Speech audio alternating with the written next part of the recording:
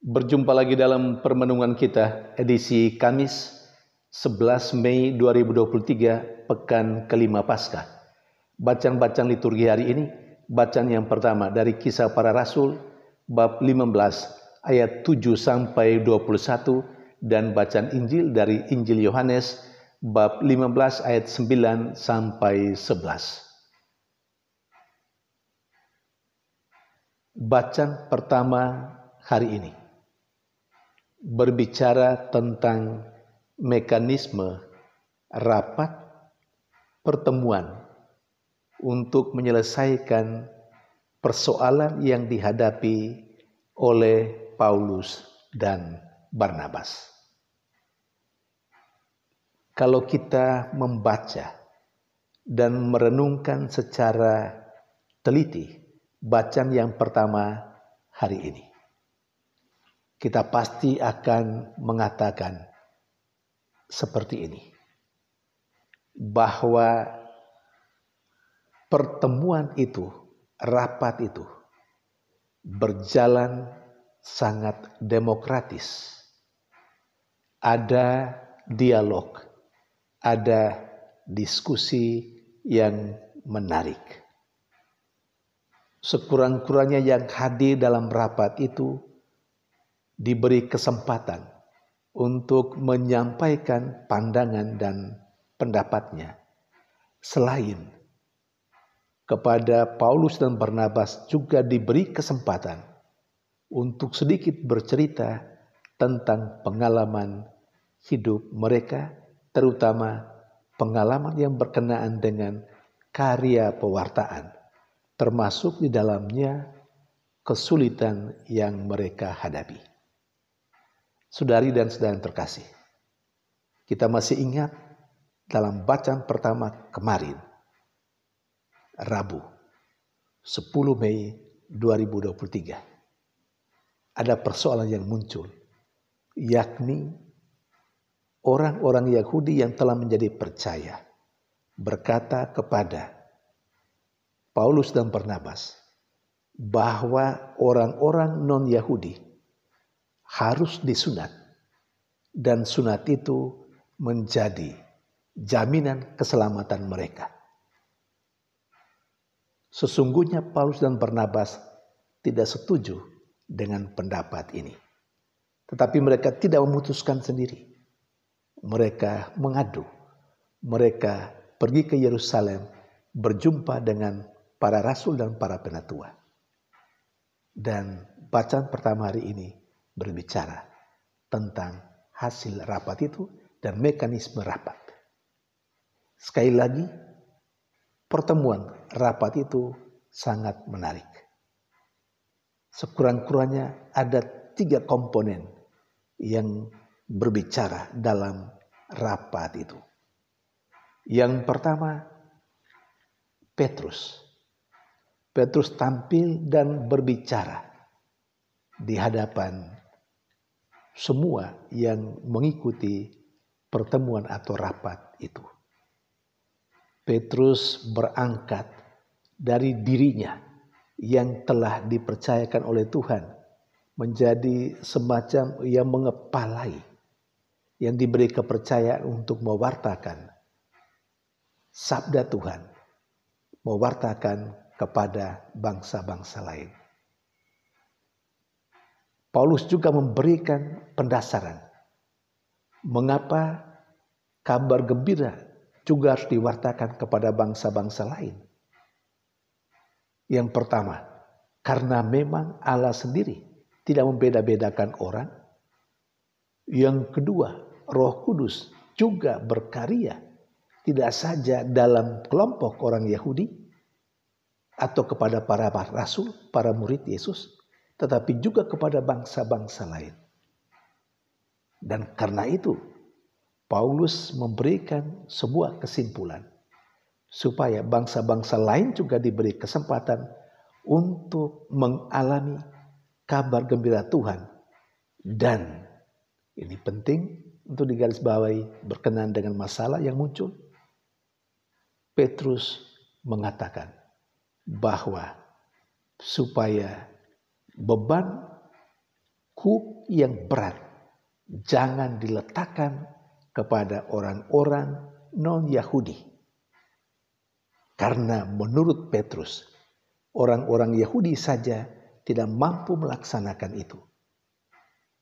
Apalagi orang-orang non-Yahudi seperti sunat. Kedua, diberi kesempatan kepada Paulus dan Barnabas untuk berbicara. Dan Paulus Barnabas bercerita tentang pengalaman bagaimana Allah melalui mereka berkarya menyapa orang-orang atau bangsa-bangsa lain selain Yahudi. Dan yang ketiga, tampillah Yakobus. Yakobus menegaskan atau menggarisbawahi apa yang dikatakan oleh Petrus. Bahwa memang sejak dahulu Allah mengalamatkan keselamatan itu kepada bangsa lain juga. Dan itu juga yang diwartakan oleh para nabi. Karena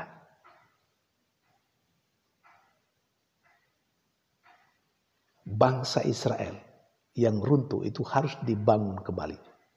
Pondok Daud yang runtuh harus dibangun kembali supaya bangsa-bangsa lain pun boleh mengenal Allah. Karena itu Yakobus Rasul mengambil kesimpulan supaya jangan mempersulit bangsa-bangsa lain untuk mengenal Allah dan mengalami keselamatan yang datang dari Allah melalui Yesus Kristus.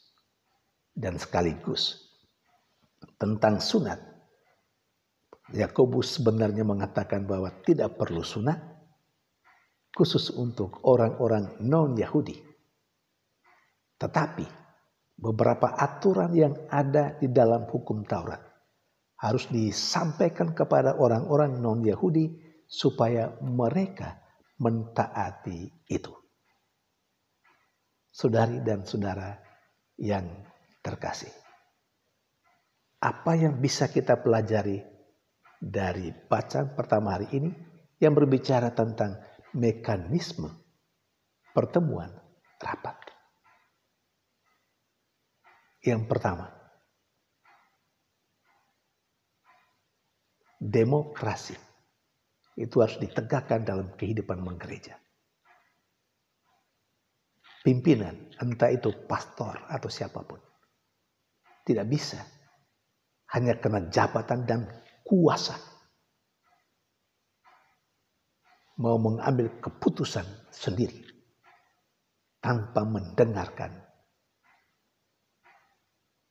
dewan paroki harian misalnya, atau tanpa mendengarkan umat yang direpresentasikan oleh baik ketua lingkungan atau koordinator wilayah, ataupun juga ketua-ketua seksi dan kelompok kategorial yang masuk dalam misalnya dewan pleno. Hal-hal yang berkenan dengan paroki harus perlu disampaikan, didialogkan, dibicarakan, didiskusikan dalam sebuah pertemuan. Menimba semua pikiran, saran, dan pandangan serta pendapat, lalu mengambil sebuah keputusan.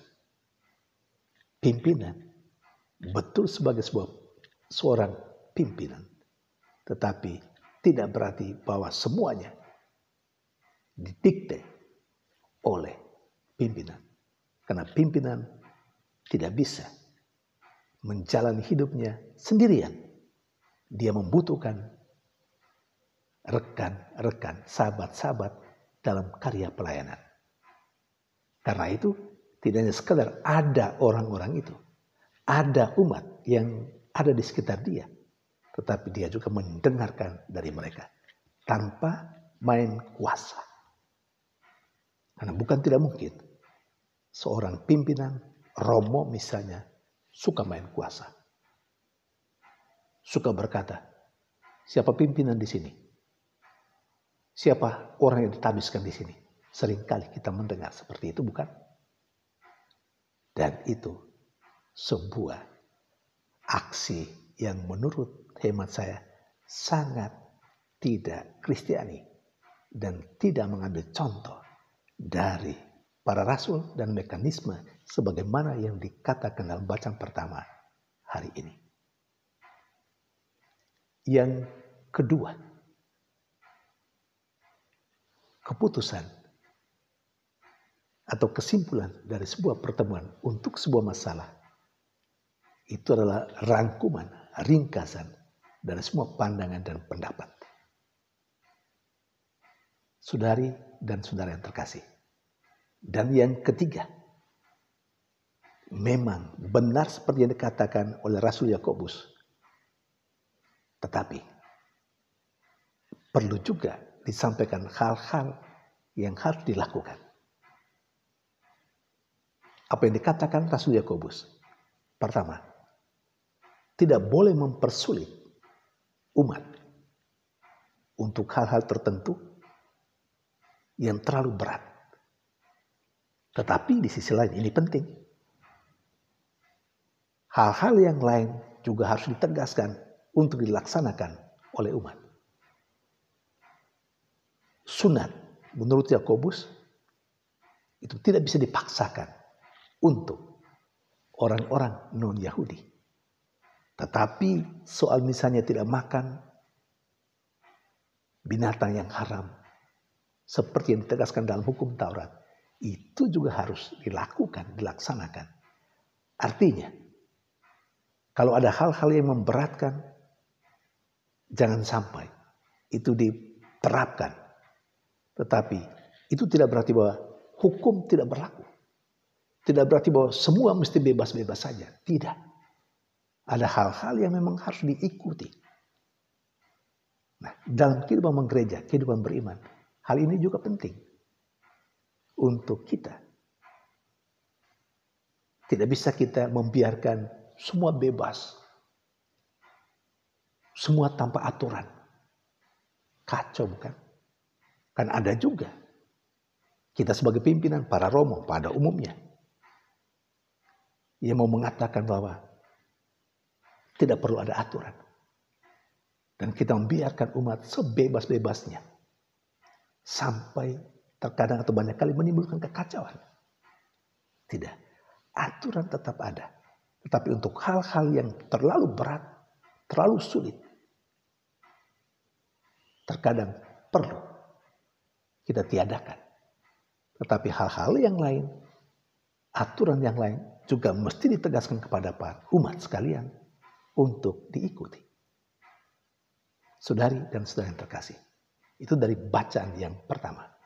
Sementara dalam bacaan yang kedua, bacaan Injil, Yesus menegaskan kepada para rasulnya, para muridnya, dan kita sekalian saat ini untuk hidup di dalam kasih-Nya, sama seperti Yesus hidup dalam kasih Bapa.